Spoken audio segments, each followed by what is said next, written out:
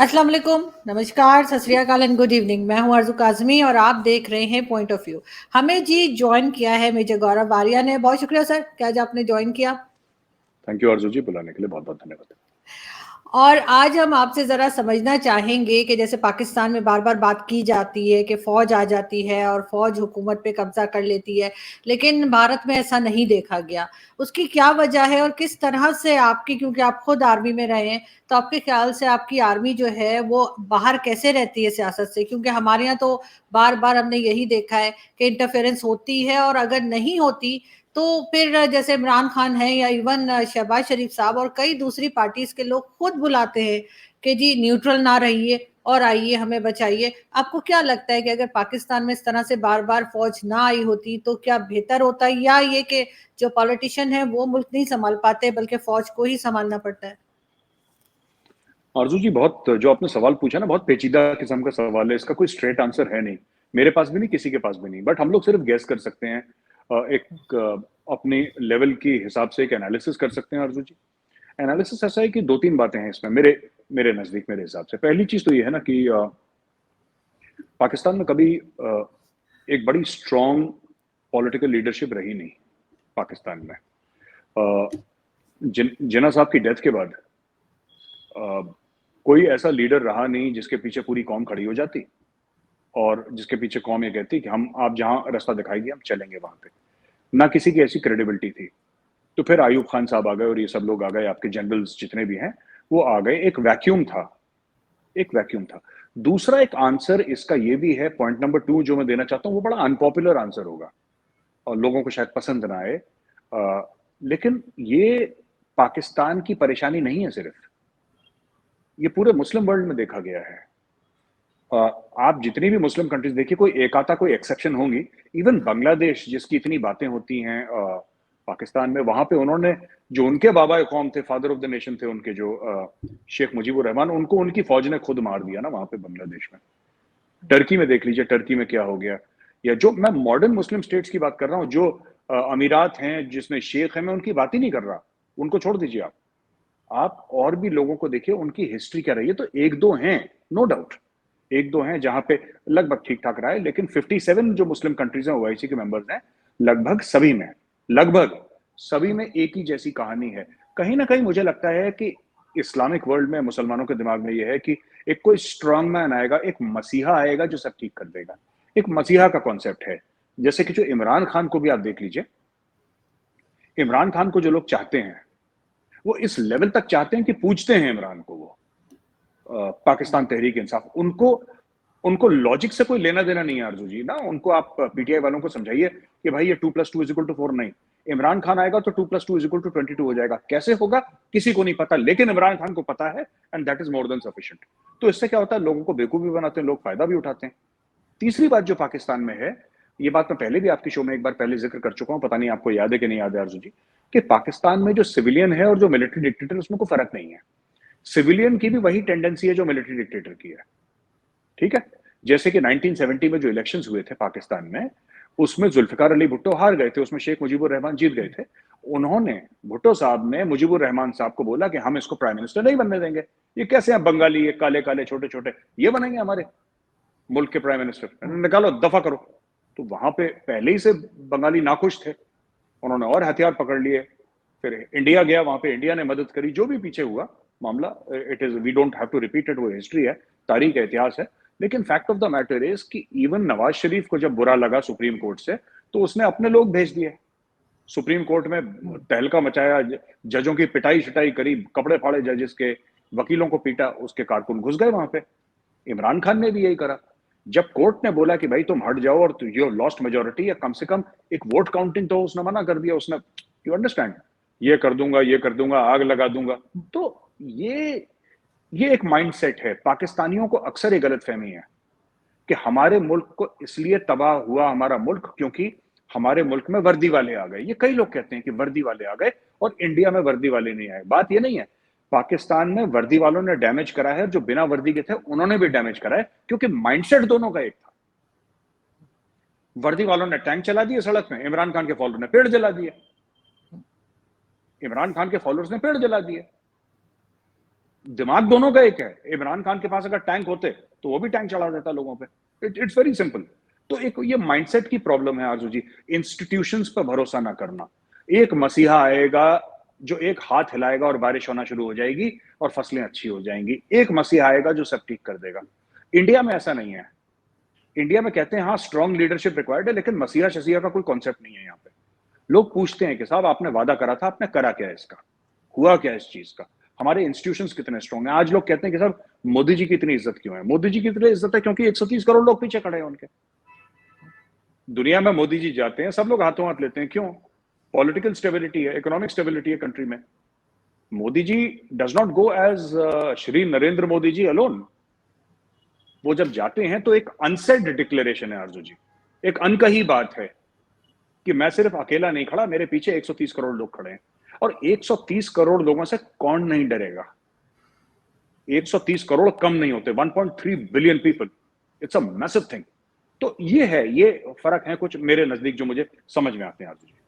लेकिन एक चीज और यहाँ पे देखी गई है कि जब भी कोई डिक्टेटरशिप आती है या फौज आती है और वो गवर्नमेंट का चलाती है, मुल्क को संभालती है, हाँ, तो जो क्राइम है वो भी कम हो जाते हैं। उसके साथ साथ इकोनॉमी भी बेहतर हो जाती है, डॉलर का रेट भी रुक जाता है किसी एक खास जगह पे। लास्ट अगर हम याद करें परवेज मुशर्रफ की, तो काफी टाइम जो है वो डॉलर रेट जो है वो और ज्यादा नहीं बढ़ाता। लेकिन जब भी फौज नहीं होती और दूसरी गवर्नमेंट होती है, तो ये क्यों संभाल नहीं पाती हैं? आपको लगता है कि क्या घबरा जाते हैं, क्या हो जाता है इन लोगों को? आरजू जी ऐसी बात नहीं है। जब भी फौज आती है तब डॉलर भी आते हैं पाकिस्तान में, एक बात ध्यान रखिएगा। इमरान खान 10 गालियां दे दे अमेरिका को, ठीक है, कोई 10 गालियां दे दे, शहबाज गिल 10 गालियां दे दे, फवाद चौधरी 10 गालियां दे दे अमेरिका को, अमेरिका ने ये करा है, डोनाल्ड लू ने ये करा है, ये चोरी करी है, इंपोर्टेड सरकार, इंपोर्टेड हुकूमत, ये पूरी चीज वो कह सकते हैं, उनका हक है कहने का। लेकिन fact of the matter is that जब फौज आती है, जब परवेज मुशर्रफ आते हैं तो पैसा आता है, जियाउल हक आते हैं तो पैसा आता है, आयूब खान आते हैं तो पैसा आता है। ये सच है। ये मतलब हम लोग इसको डिनाई नहीं कर सकते। एक तो इनफ्लो ऑफ डॉलर्स अचानक बढ़ जाते हैं। क्यों? इसलिए क्योंकि the Pakistan military is very close to America. ये सब पढ़े लिखे वहीं पे हैं। ये स्टाफ कॉलेज के लिए और अपने सीनियर कमांड के लिए और हायर कमांड के लिए और एनडीसी के लिए, ये सब तो अमेरिका भागते रहते हैं अपने कोर्सेज करने के लिए। ये सब आपके, इनफैक्ट आपके जो चीफ ऑफ आर्मी स्टाफ है जनरल बाजवा, ये भी पढ़े हुए हैं अमेरिका के। अब एक और बात है इसमें, पाकिस्तानी आर्मी एक्चुअली रियलाइजेस की गेम क्या है। मैं अब ये बड़ा फनी केस है ये, कि जहां पे पॉलिटिशियंस को नहीं समझ में आ रहा, फौज को समझ में आ रहा। फौज को पता है गेम क्या है ये, उनको गेम समझ में आ गया, ठीक है ना। लेकिन फिर भी मैं आपको बताता हूं, जैसे कि आपने बोला परवेज मुशर्रफ आए तो डॉलर एक जगह रुक गया, महंगाई एक जगह रुक गई, आपने देखा करप्शन रुक गया। लोग, ये दिस इज लाइक स्टेरॉइड्स। जैसे हम कहते हैं ना कोई बीमार हो जाता है तो स्टेरॉइड लगाते हैं, पर स्टेरॉइड लॉन्ग टर्म क्योर नहीं है। स्टेरॉइड जो है वो लॉन्ग टर्म क्योर नहीं है। फौज है, मैं खुद फौज का हूं और मैं आपको एक बात बता दूं, फौज एक काम के लिए बेहतरीन है। कोई भी दुनिया की फौज हो, मैं इंडियन आर्मी की बात नहीं कर रहा, कोई भी फौज हो दुनिया की, चाइनीज आर्मी हो, American army, British army, French army, Italian army, Spanish army, कोई भी वर्ल्ड की आर्मी है, रशियन आर्मी, वो एक काम के लिए ठीक है, वो मुल्क की हिफाजत करने के लिए और लड़ने के लिए दुश्मन से। आप उसको बोलेंगे बिजली के बिल इकट्ठा करो, इलेक्शन कराओ, राज करो मुल्क पे, उसने बेड़ा गर्क करना है। बिकॉज उसका माइंडसेट लड़ने का है ना, उसका माइंडसेट लड़ने का है। अच्छा, आखिरी बात, जब डिक्टेटर होता है ना, तो जो लोग होते हैं जो इन्वेस्ट करते हैं मार्केट में, उनको एक श्योरिटी होती है कि कल कोई हड़ताल नहीं होगी, कल कोई ऑपोजिशन वाला खड़ा होकर बकवास नहीं करेगा, यानी मेरा पैसा सेफ है। एक मार्केट सेंटिमेंट जो है वो पाकिस्तान में स्टेबल हो जाता है। मार्केट सेंटिमेंट वो ना ज्यादा ऊपर जाता है ना ज्यादा नहीं, एक स्टेबल हो जाता है। तो उसमें जो डोमेस्टिक इन्वेस्टमेंट है, कम से कम जो फॉरेन इन्वेस्टमेंट है, वो तो कभी पाकिस्तान में हुई नहीं। वो डॉलर आए जिहाद के लिए, वो अलग चीज है। लेकिन जो फॉरेन मैसिव फॉरेन फंड्स हैं, एफडीआई है, वो चाइना से ही आई है। पिछले 20-30 साल का आप डेटा ले लें, वो ज्यादातर वहां से आई। छोट मोट आई, कुछ फ्यू $100 मिलियन यूरोप से आ गए, कुछ आ गए, लेकिन मोटा पैसा हर समय चाइना से आया। मैं इन्वेस्टमेंट की बात कर रहा हूँ जी, मैं और बाकी चीजों की बात नहीं कर रहा। I'm not talking about loans, I'm not talking about grants, I'm not talking about aid, I'm specifically talking about investments, and that too in infrastructure। वो ज्यादातर जो आया वो चीन से आया है पाकिस्तान में। तो क्या होता है कि जब डिक्टेटर होता है, यही मैं आपको बता रहा हूं, जो आज सीपैक रुक गया है आपके यहाँ, ठीक है, कल अगर बाजवा साहब आ जाएं एज प्रेसिडेंट और बोलें कि 10 साल का मार्शल लॉ है, जो आपका सीपैक है ना, घोड़े की तरह दौड़ेगा ये। सही बात है, क्योंकि बाजवा साहब ने क्या करना है? बाजवा साहब ने सिंपल सी बात बोलनी है, मैंने आईएसआई को लगा दिया, जिसने पैसा खाया मैं उसको उल्टा टांग दूंगा गली से, ठीक है, मुझे ये चाहिए। कोई मीटिंग्स नहीं होंगी ऐसी कि सर मैं ये सोचता हूं, सोचना क्या है? एक बार चीफ ऑफ आर्मी स्टाफ ने हुक्म दे दिया, कहानी खत्म हो गई। फौज में तो ऐसे ही चलता है, फौज में हुक्म के बारे में एनालिसिस थोड़ा ना होता है कोई। Once an order is passed, an order is passed, it's a matter of life and death. तो वही फॉर्मेट अगर आप सिविल स्ट्रीट में लाएंगे तो कुछ लिमिटेड समय तक आपको अच्छा दिखेगा, कुछ लिमिटेड समय तक आपको फैंटास्टिक प्रोग्रेस दिखेगी। आप बोलेंगे यार ये तो जन्नत हो गई यार, फौजियों को आना चाहिए, फौजी तो ऐसे करते हैं काम हो जाता है, यूं करते हैं तो ट्रेन समय पे चल जाती है, यूं करते हैं तो प्राइसेस रुक जाते हैं एक जगह, गरीब को रिलीफ। ये सब स्टेरॉइड्स की, जैसे चीनी होती है ना, चीनी, आरजू जी, आप चीनी खाइए, अचानक आपको एनर्जी मिलती है, लेकिन वो सेहत के लिए खराब है। आप शुगर खाएंगे, अचानक आपको बर्स्ट ऑफ एनर्जी मिलेगी, लेकिन वो सेहत के लिए खराब है। ये फौज वैसी होती है, इट इज लाइक शुगर, सेहत के लिए खराब है, लेकिन इंस्टेंट बर्स्ट ऑफ एनर्जी मिल जाती है, उसी में यूफोरिया हो जाता है कि साहब बड़ा तीर मार दिया फौजी ने। ऐसा नहीं है कुछ। लेकिन भारत में किस तरह से रोका गया है कि कभी भी फौज जो है उसको हमने नहीं देखा कि वो आई हो और कब्जा किया हो उसने हुकूमत पे। शायद कभी एक आध दफा शायद हुआ हो पहले, लेकिन मुझे नहीं याद पड़ता जहां तक मेरी मेमोरी है। तो आपका क्या ख्याल है कि कैसे रोका गया? ऐसा तो नहीं हो सकता कि आपकी फौज का दिल ना चाहता हो कि जी हम भी जो है हुकूमत करें या हम कुछ ऐसा करें। आरजू जी, कभी ऐसा हुआ नहीं कि भारतीय सेना ने बोला कि हम चढ़ दौड़ेंगे प्रेसिडेंशियल पैलेस में, राष्ट्रपति भवन, ऐवान सदर पे हम भी चढ़ दौड़ेंगे, ऐसा आज तक नहीं हुआ 75 साल में।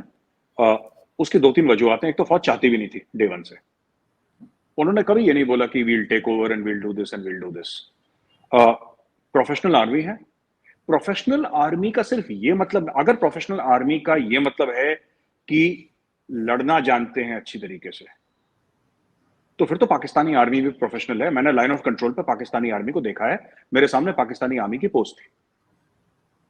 जूनियर लीडरशिप पाकिस्तानी आर्मी की काफी अच्छी है, आपके लेफ्टिनेंट्स, आपके कैप्टन, आपके मेजर्स, आपके लेफ्टिनेंट कर्नल तक, वो ब्रिगेडियर होने के बाद कुछ इनमें पता नहीं क्या अजीब सी जिसमें एक हरारत सी आ जाती है, ब्रिगेडियर बनने के बाद ना कुछ हो जाता है इनको। लेफ्टिनेंट कर्नल तक के ठीक रहते हैं, जब ना प्रोफेशनल सोल्जरिंग होती है पाकिस्तानी फौज में, आगे चल के कुछ फीवर वीवर चढ़ जाता है ब्रिगेडियर कर्नल बनने के बाद। खैर, मैं आपको बताता हूं अर्जुन जी कि ऐसा है इंडिया में इसलिए भी नहीं हुआ क्योंकि इंडिपेंडेंस के बाद हमारी पॉलिटिकल लीडरशिप बड़ी स्ट्रांग थी, कैसी भी थी, जैसी भी थी, but they were ideological people, they were very very strong people. Nehru ji थे उस समय, गांधी जी भी जिंदा थे, राइट। फिर गांधी जी का निधन हो गया, कुछ समय के बाद इंतकाल हो गया उनका। Sardar Vallabhbhai Patel was one of the giants of one of the giants, and there are so many. मतलब मैं आपको नाम लूंगा तो बिल्कुल एक अलग प्रोग्राम हो जाएगा नाम लेने में, इतने नाम है।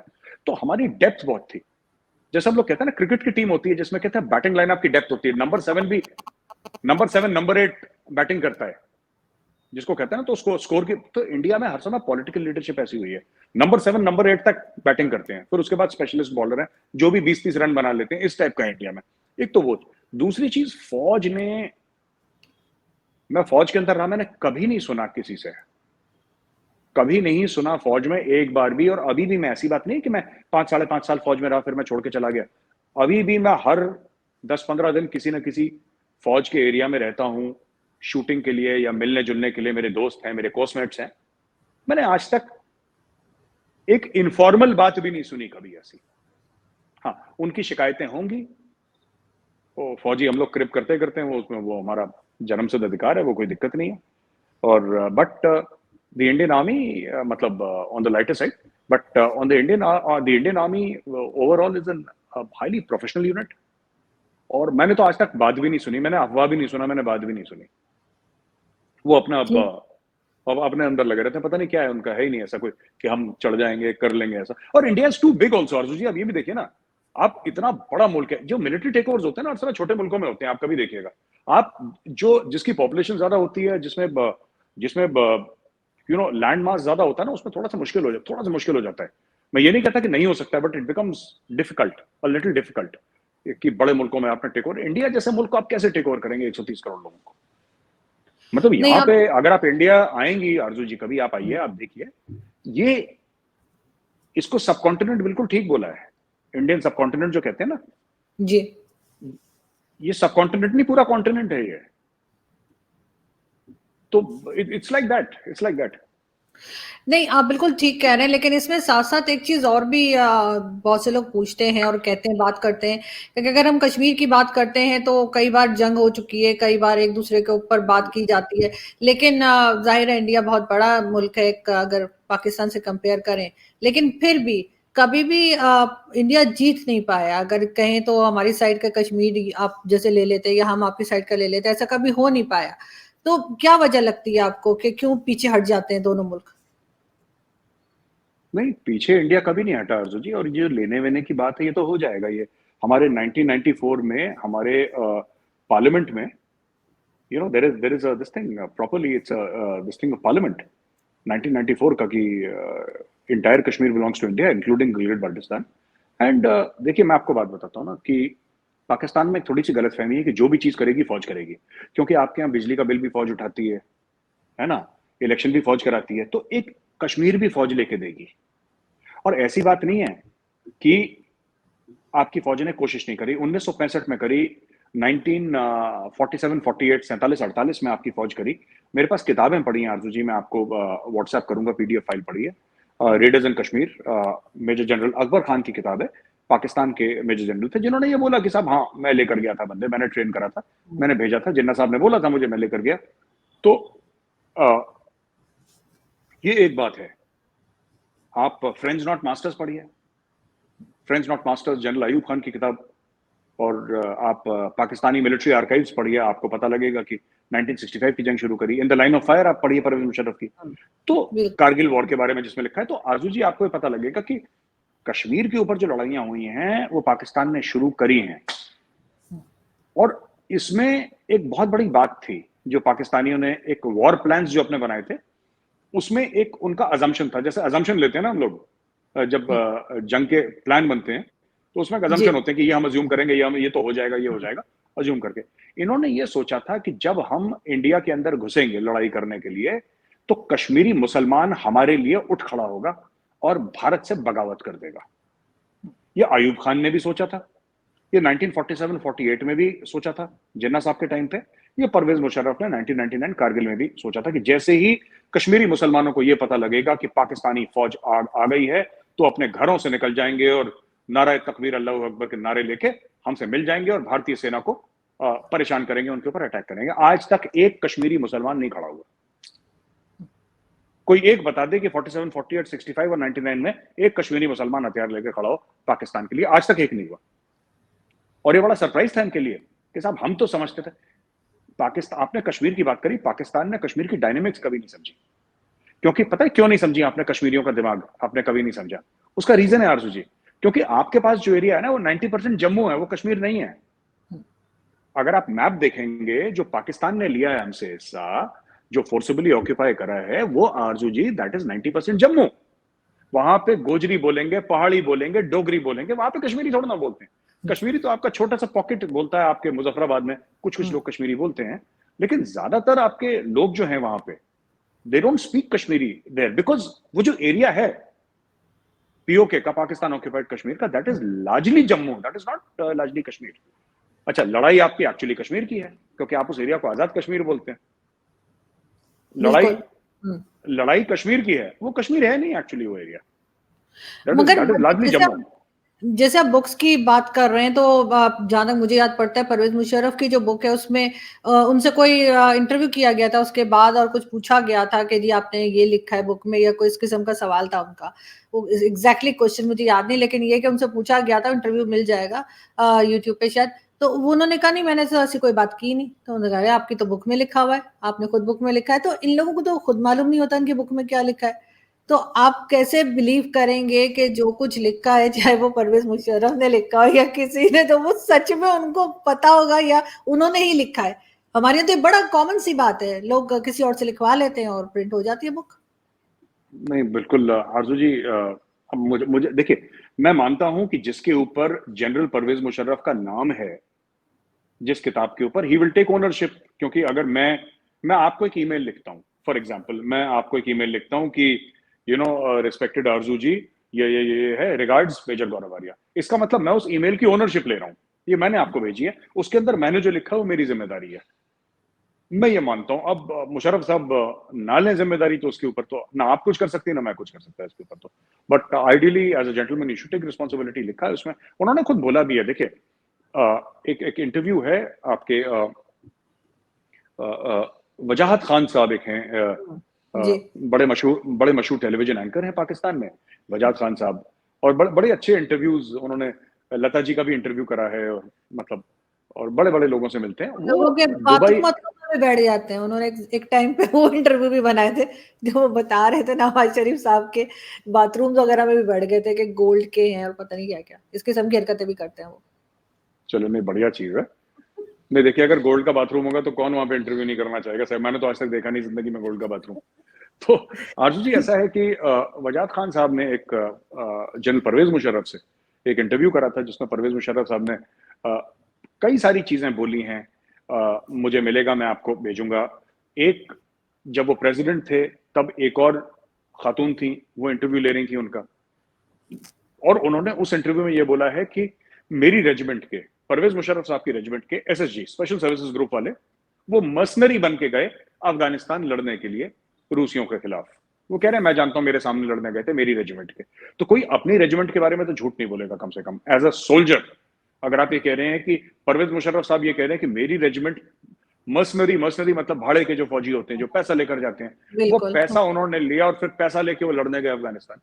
तो ये प्रोफेशनल आर्मीज ऐसा नहीं करती।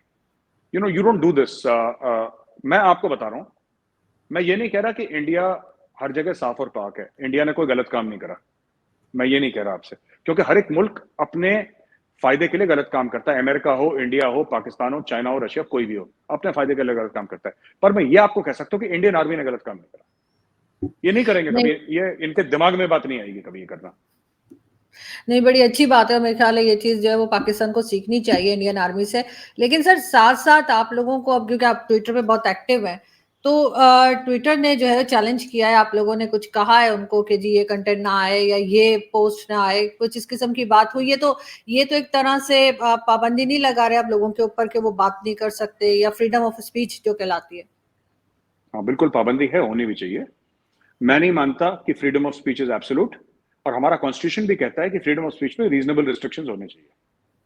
ठीक है, बात यह होती है कि ट्विटर पे, फेसबुक पे, इंस्टाग्राम पे, यूट्यूब पे एडिटोरियल कंट्रोल नहीं होता आरजू जी।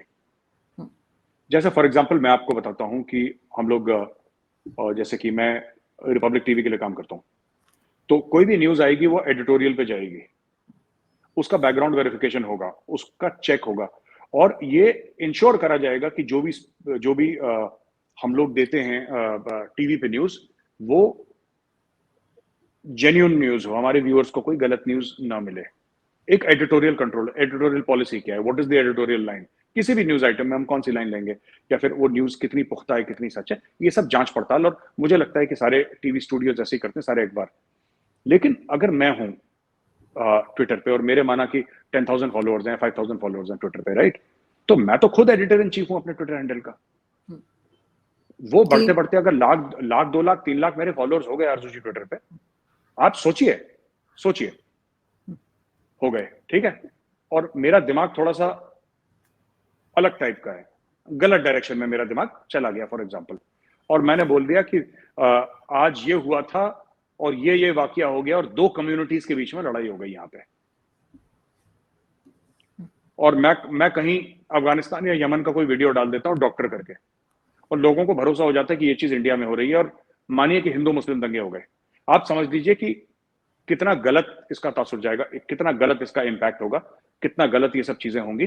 तो मैं ये मानता हूं, ये जो लोग कहते हैं ना कि freedom of expression should be absolute, कई लोग ऐसा, ये गधे हैं, ये इनको कभी सीरियसली नहीं लेना चाहिए। Freedom of expression should be absolute. America ने तो ट्विटर ने क्या, ट्विटर ने डोनाल्ड ट्रंप का बंद कर दिया। जो ट्विटर इतनी बकवास कर रहा है आज की तारीख में, इंडियन गवर्नमेंट ने, आपने डोनाल्ड ट्रंप का फिर ट्विटर हैंडल क्यों, एब्सोल्यूट तो एब्सोल्यूट, तुम्हारे लिए एब्सोल्यूट नहीं है, इंडिया में इनको एब्सोल्यूट चाहिए। क्यों? अपने प्रेसिडेंट का, फॉर्मर प्रेसिडेंट का इन्होंने ट्विटर हैंडल ही वो कर दिया, गायब कर दिया। क्यों? Why? They have done it, क्योंकि उनको लगा कि ये अपने ट्विटर हैंडल से ऐसी चीजें कर रहा है जिससे एनार्की फैलती है, फितना फैलता है, तो उसको रोको, बंद कर दिया उसको। कई कई लोग हैं जिनके ब्लू टिक हैंडल्स हैं, बड़े बड़े लोग हैं जिनका बिल्कुल बंद कर दिया। क्यों? Because anywhere in the world, जो इंडियन कॉन्स्टिट्यूशन कहता है बिल्कुल ठीक कहता है, you have freedom of speech but with reasonable restrictions. Freedom of speech can not be absolute आरजू जी। आप हाँ, जैसे फॉर एग्जांपल अभी आपने सुना होगा फिल्म थी काली, आपने पता नहीं देखा नहीं, जी, जी, कनाडा में, कनाडा में एक इंडियन ओरिजिन की एक लेडी है जिन्होंने फिल्म बनाई है काली, फ्रीडम ऑफ एक्सप्रेशन। तो वहां पे काली माँ को दिखाया सिगरेट पीते हुए, गे प्राइड का फ्लैग है पीछे। देखिए बात ये होती है ना कि ये सारे जो अपने तजुर्बे करते हैं ना, एक्सपेरिमेंट्स करते हैं, सारे के सारे ये लोग हिंदूज के साथ ही करते हैं। मैं बता रहा हूं, इनकी वो जो लेडी है, मैं आपके यूट्यूब चैनल से मैं उनको एक मैसेज देना चाहता हूं कि मैम आप बनाइए किसी और मजहब पे, ऐसे ही किसी और मजहब के जो अजीम शख्सियत हैं उनका बनाइए, हाथ में सिगरेट लेते हुए, मुंह में सिगरेट और पीछे गे प्राइड का फ्लैग। मैं आपको वीडियो पे कमेंट कर रहा हूं, आपके लिए पैसा मैं इकट्ठा करूंगा आपकी फिल्म के लिए, आप एक बार बना के देख लीजिए। तो अगर आपको एब्सोल्यूट फ्रीडम ऑफ स्पीच चाहिए तो एक बार बोल के देखिए ना। हमें देखिए बात यह है ना कि हिंदू जरा सॉफ्ट टारगेट आरजू जी, ठीक है, आपको पता है कि ठीक है इजी गोइंग है, अपनी जिंदगी में लगे हुए, इतना रिएक्ट नहीं करेंगे, ठीक है। यहां पे इन्होंने काली मां की ऐसी फोटो बनाई, ये जो एमएफ हुसैन था पेंटर, उसने नेकेड फोटोज बनाई, ठीक है। आपने देखा वहां पे क्या हुआ जब फ्रांस में प्रॉफिट मोहम्मद के खाके बनाए गए, उन्होंने चार्ली हेब्डो में 10-12 लोगों को मार दिया, जो टेररिस्ट गए थे उन्होंने जान से मार दिया। पाकिस्तान में क्या हुआ? पाकिस्तान में आग लग गई पूरे लाहौर में, आपने देखा होगा, लाहौर शहर में आग लग गई, 2 हफ्ते तक, 1 हफ्ते तक जलता रहा शहर, कितने मारपीट हुई, ये लबैक वाले आ गए पूरे।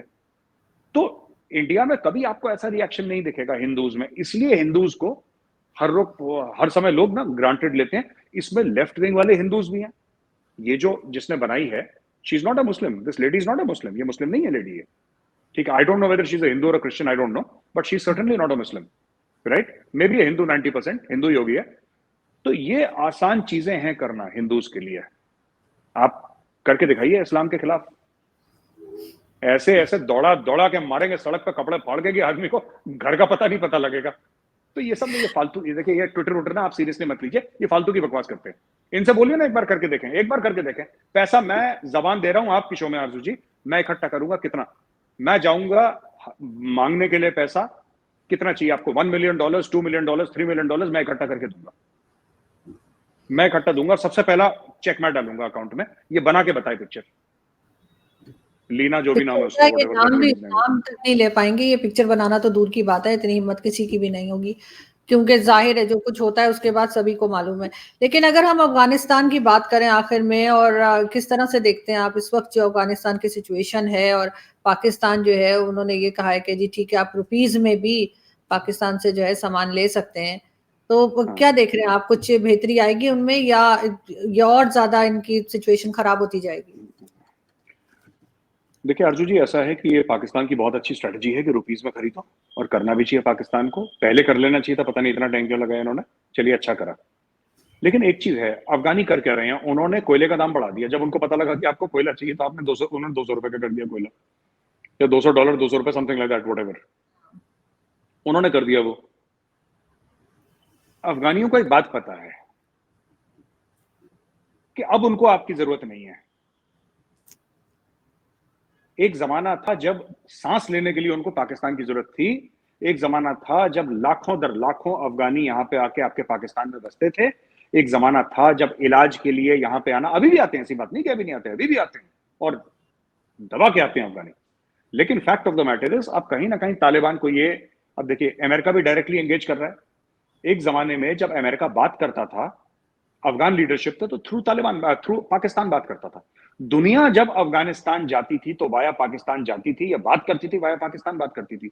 आज की तारीख में इंडिया का फॉरेन ऑफिस का नुमाइंदा काबुल में बैठा है, तालिबान से बात कर रहा है, राइट। आप सरप्राइज मत होइएगा, please do not be surprise Arzoo ji, अगर अगले 6-8 महीने में इजराइल का नुमाइंदा बैठा हो अफगानिस्तान में। चाइना अफगानिस्तान के साथ ट्रेड शुरू कर रहा है, ठीक है, उनकी हेल्प कर रहा है। यूरोपियन यूनियन उनके साथ बात कर रहा है, and nobody is talking through Pakistan. तो अफगानिस्तान को पता लग गया। दूसरी चीज, अफगानिस्तान के हाथ में एक ट्रम्प कार्ड है बहुत बड़ा, जिससे वो पाकिस्तान को परेशान करता है, और उस ट्रम्प कार्ड का नाम है तहरीक तालिबान पाकिस्तान, जो कि एक दहशतगर्द तंजीम है, जो कि एक टेररिस्ट ऑर्गेनाइजेशन है। और मुझे नहीं पता कि आप लोग बातें क्यों कर रहे हैं, जिरगा फिरगा क्यों कर रहे हैं। पाकिस्तानी फौज को तो घसीट घसीट के मारना चाहिए इन लोगों को, टीटीपी वालों को, जो कि पाकिस्तानी फौज नहीं कर रही। पाकिस्तानी फौज ने पहले एक बार चखाया था इनको अच्छा मजा, ठीक है, जब ज़रब अज़ब हुआ था और रदुल फसाद हुआ था और एक दो और ऑपरेशन आपके हुए थे, तब काफी सक्सेसफुल ऑपरेशन थे। मैंने फॉलो अप करा from a military stand point, they were well executed, professionally executed, और खूब इनको घसीटा था इनको, टीटीपी को। तो मुझे लगता है पाकिस्तानी फौज को ये करना चाहिए, क्योंकि ये लोग जो चाह रहे हैं ना, इनके बेसिक्स क्या हैं टीटीपी के बेसिक्स क्या हैं अर्जुन जी? टीटीपी के ये बेसिक्स हैं कि भाई हम पाकिस्तान को नहीं मानते, भाई पाकिस्तान के आइन को नहीं मानते। ये कहते हैं पाकिस्तान का आइन जो है गैर इस्लामी है। बिल्कुल। खुद मुख्तारी सिर्फ अल्लाह की होती है, sovereignty belongs to Allah alone. Quran Sharif को पाकिस्तान का आइन होना चाहिए, कॉन्स्टिट्यूशन होना चाहिए, राइट। अटक तक का एरिया हमारा है, तुम्हारा है ही नहीं।